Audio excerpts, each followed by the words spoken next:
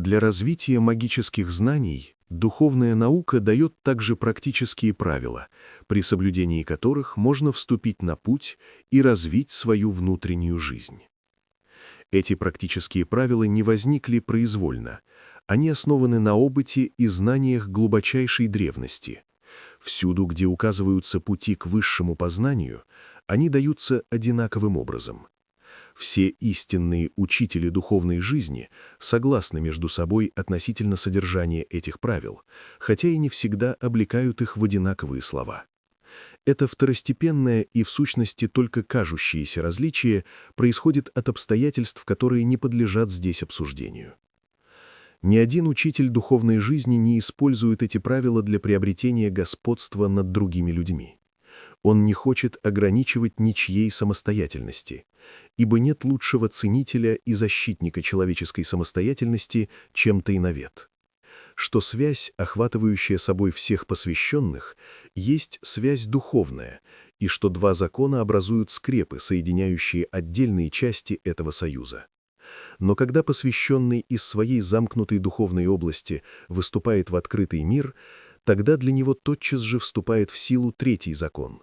Он гласит: «Направляй каждый твой поступок и каждое твое слово так, чтобы не вмешаться в свободное волевое решение ни одного человека». Одно из первых правил можно облечь приблизительно в следующие слова нашей речи. «Создавай себе мгновение внутреннего покоя и научись в эти мгновения отличать существенное от несущественного». Здесь сказано, что это практическое правило гласит так, будучи облечено в слова нашей речи. Издревле все наставления и правила духовного знания даются на символическом языке знаков, и желающий познать все их значения и глубину должен сначала уразуметь этот символический язык. Для этого необходимо, чтобы ученик уже сделал первые шаги в тайноведении, и он может сделать эти шаги при точном соблюдении правил, как они здесь даны. Путь открыт каждому, у кого есть серьезное желание. Это правило, касающееся мгновений внутреннего покоя, очень просто, и следовать ему тоже просто. Но к цели оно приходит только тогда, когда оно принимается настолько же серьезно и строго, насколько оно просто. Поэтому здесь будет прямо сказано, как следовать этому правилу. Ученик должен выделить в своей повседневной жизни короткий промежуток времени, чтобы посвятить это время занятиям, отличающимися от тех, что составляют предмет его каждодневных забот. И сам образ его деятельности должен совершенно отличаться от того, которым он наполняет весь остальной день. Но это нельзя понимать так, будто совершаемое им в этот выделенный промежуток времени не имеет никакого отношения к содержанию его каждодневной работы. Напротив, человек, правильно ищущий таких выделенных мгновений, скоро заметит, что только благодаря им он обретает полноту сил для выполнения своих повседневных задач.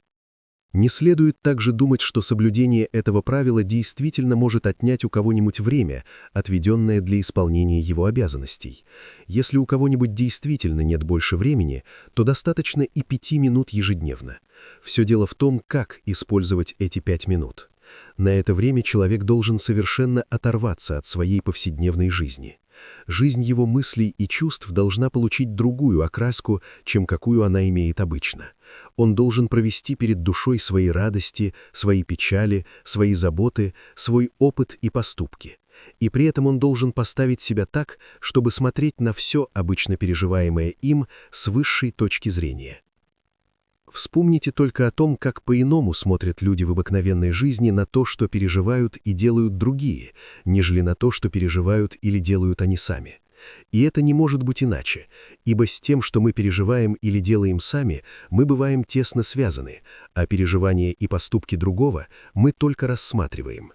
И в эти выделенные мгновения мы должны стараться смотреть на собственные переживания и поступки и судить о них так же, как если бы их переживал и делал кто-нибудь другой, а не мы сами. Представьте себе следующее. Кто-то пережил тяжелый удар судьбы. Как по-разному отнесется он к этому удару судьбы и к совершенно такому же постигшему его ближнего. Никто не может считать это неправомерным. Такова природа человека. И совершенно так же, как в этих исключительных случаях, происходит это и в повседневных делах. Ученик должен найти в себе силу в определенные мгновения относиться к самому себе как посторонний. С внутренним покоем человека, который только обсуждает, он должен выступить перед самим собой.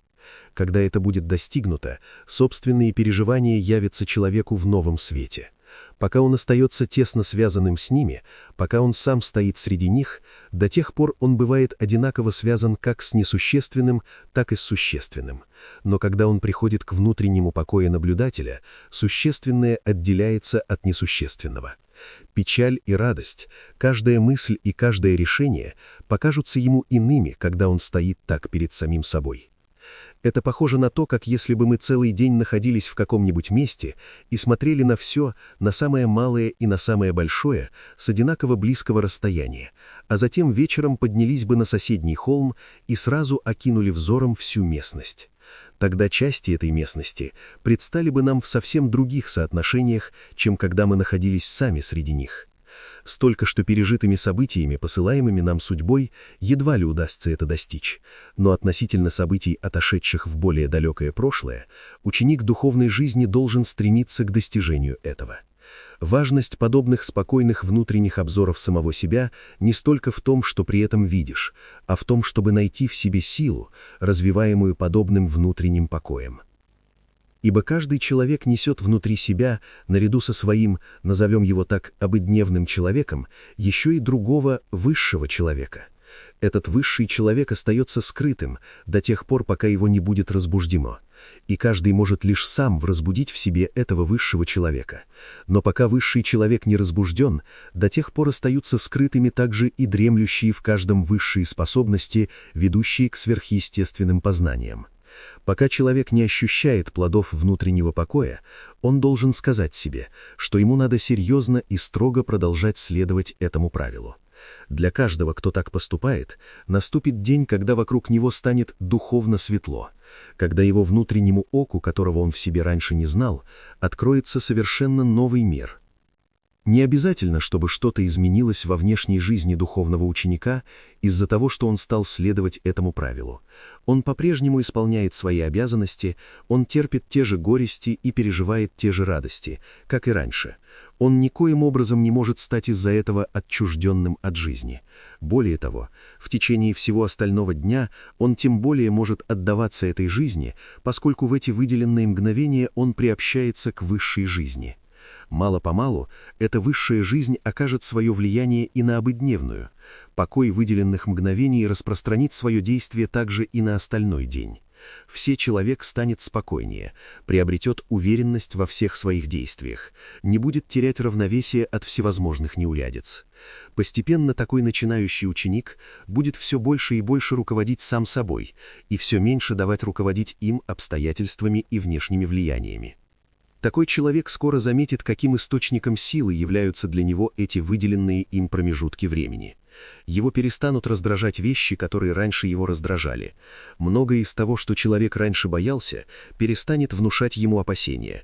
Он усвоит совершенно новый взгляд на жизнь. Прежде человек, может быть, робко приступал к тому или иному делу. Он говорил себе: «О, у меня не хватает сил сделать это так, как бы я этого хотел».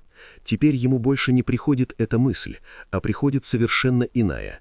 Отныне он говорит себе: «Я соберу всю свою силу, чтобы исполнить свое дело самым лучшим образом, как я только могу». И он подавляет ту мысль, которая может сделать его нерешительным, ибо ему известно, что именно нерешительность может повлечь за собой худшее исполнение его дела. И во всяком случае эта нерешительность никоим образом не поможет ему сделать лучше то, что ему предстоит сделать. И так в жизни понимания ученика проникают одна за другой мысли, которые действуют плодотворно и благоприятно на его жизнь. Они заступают на место тех, которые влияли на него задерживающим и ослабляющим образом. Твердым и уверенным ходом начинает вести ученик свой жизненный корабль среди волн жизни, в то время как прежде эти волны бросали его из стороны в сторону. Этот покой и эта уверенность оказывают, в свою очередь, и действие на все существо человека. Благодаря им растет внутренний человек, а вместе с ним растут те внутренние способности, которые приводят к сверхъестественным познаниям. Благодаря своим сделанным в этом направлении успехам, ученик постепенно достигает того, что он сам начинает определять, как должны влиять на него впечатления внешнего мира. Он слышит, например, какое-нибудь слово, которым некто хочет оскорбить или разгневать его. До ученичества он бы оскорбился или разгневался. Теперь же, вступив на путь ученичества, он в силах вырвать у слова его оскорбляющее или раздражающее жало, прежде чем оно найдет путь в него. Или вот другой пример. На путь ученичества вступает человек нетерпеливый. В минуты своего покоя он настолько сильно проникается чувством бесцельности всякого нетерпения, что с тех пор при каждом переживаемом ему нетерпении в нем тотчас же возникает это чувство. Готовое уже вспыхнуть нетерпение исчезает, и время, которое иначе было бы потеряно на представления, вызываемые нетерпением, теперь может быть заполнено каким-нибудь полезным наблюдением, сделанным во время ожидания. Теперь нужно представить себе все значения сказанного. Вспомним, что высший человек в человеке находится в непрестанном развитии, и только описанный покой и уверенность дают ему возможность закономерного развития. Волны внешней жизни со всех сторон теснят внутреннего человека, если не сам человек владеет этой жизнью, а она владеет им. Такой человек подобен растению, обреченному развиваться в расщелине скалы. Оно чахнет до тех пор, пока ему не создадут простора. Но внутреннему человеку никакие внешние силы не могут создать простора. Это может сделать только внутренний покой, устанавливаемый им в своей душе. Внешние обстоятельства могут изменить только его внешнее жизненное положение — пробудить в нем духовного человека они не смогут никогда. В себе самом должен ученик родить нового, высшего человека. Этот высший человек становится тогда внутренним повелителем, который уверенной рукой направляет жизненные условия внешнего человека. Пока одерживает верх и руководит внешний человек, этот внутренний остается его рабом и не может поэтому развернуть своих сил.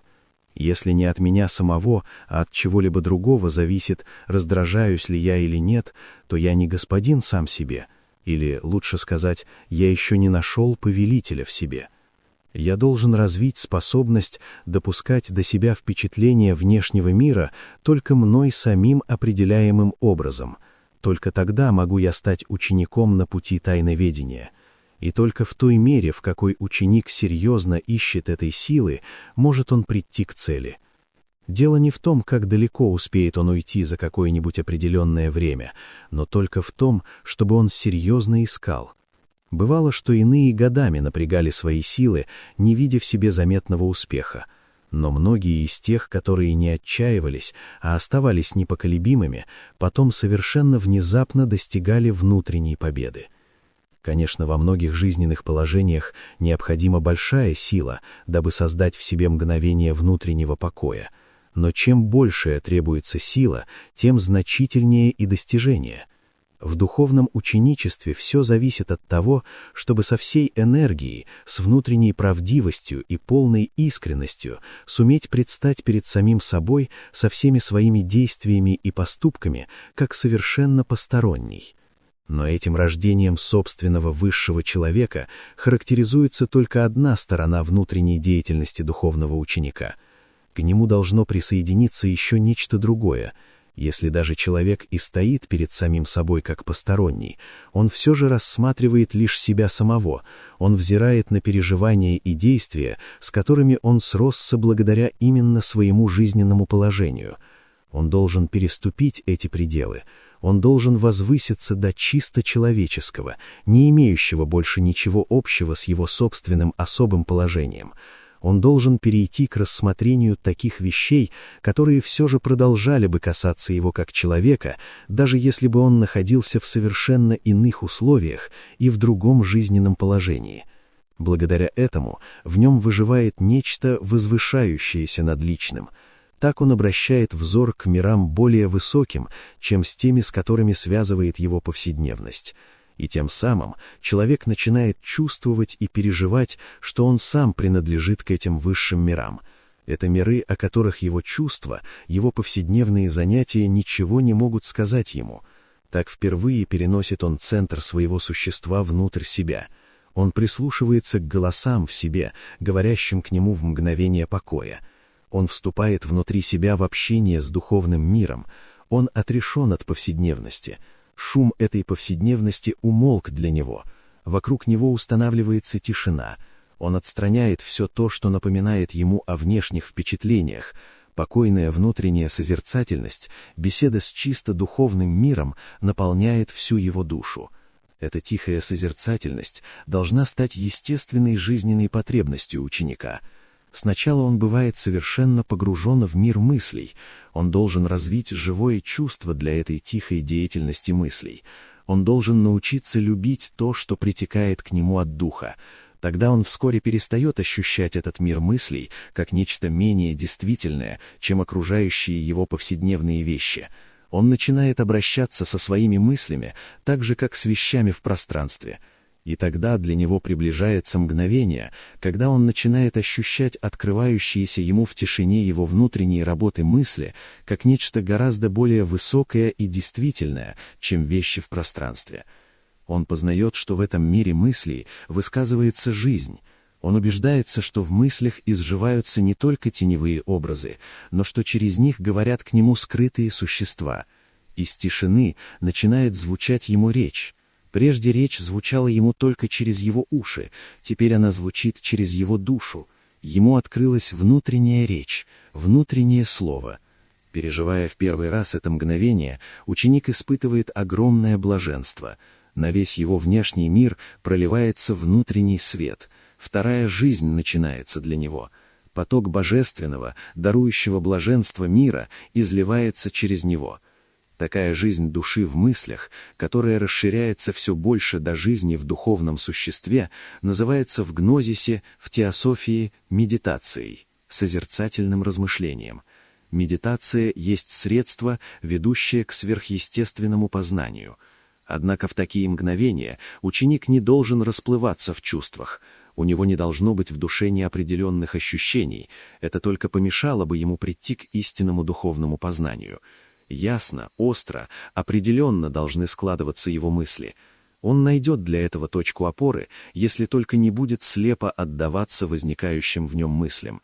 Пусть он лучше проникнется высокими мыслями, которыми предавались в такие мгновения исполненные духом люди, давно ушедшие в своем развитии. Он должен избрать своей исходной точкой писания, которые сами возникли из таких откровений в медитации. В литературе мистической, гностической и в современной тайноведческой ученик найдет такие писания. Они дадут ему материал для его медитации. Мудрецы Емличей сами изложили в этих писаниях мысли, исполненные божественного знания, Дух возвестил их миру через своих посланников. Благодаря такой медитации с учеником происходит полное преображение. Он начинает создавать себе совершенно новые представления о действительности, все вещи получают для него иное значение. Но нужно еще и еще раз отметить, это преображение не отчуждает ученика от мира.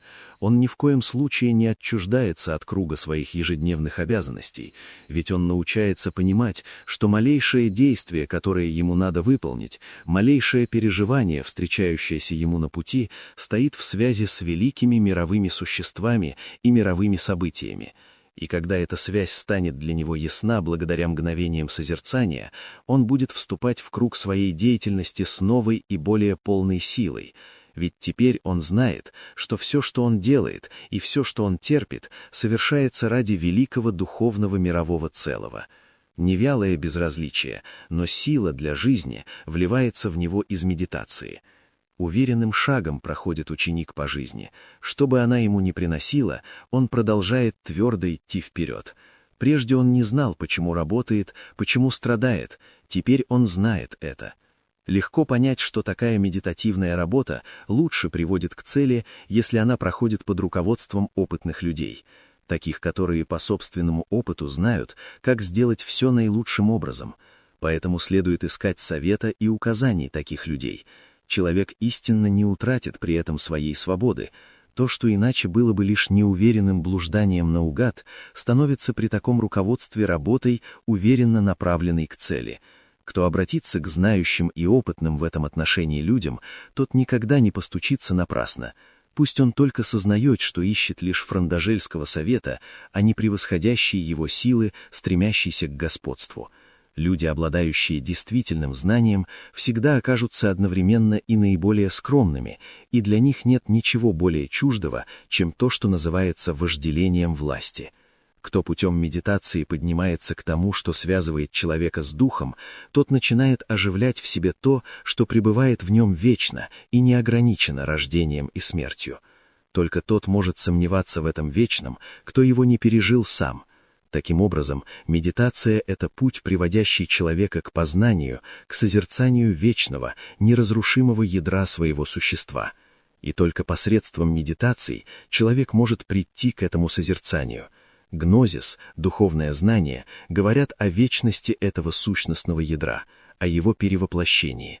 Нередко спрашивают, почему человек ничего не знает о своих переживаниях, которые лежат по ту сторону рождения и смерти. Но вопрос следовало бы ставить иначе, а именно, каким образом достичь этого знания. Путь открывается в правильной медитации. Благодаря ей оживает воспоминание о переживаниях, лежащих по ту сторону рождения и смерти. Каждый может приобрести это знание, в каждом заложены способности, позволяющие самому познать, самому видеть то, о чем учит истинная мистика, духовное знание, антропософия и гнозис. Надо лишь выбрать верные средства. Воспринимать звук и цвет может только существо, имеющее уши и глаза, но и глаз ничего не может воспринять, если нет света, который делает вещи зримыми. В тайноведении даны средства развить духовные уши и очи и возжечь духовный свет. Эти средства духовного обучения можно разделить на следующие 3 ступени. Первое — подготовление. Оно развивает духовные органы чувств. Второе — просветление. Оно возжигает духовный свет. Третье — посвящение. Оно открывает общение с высшими существами духа.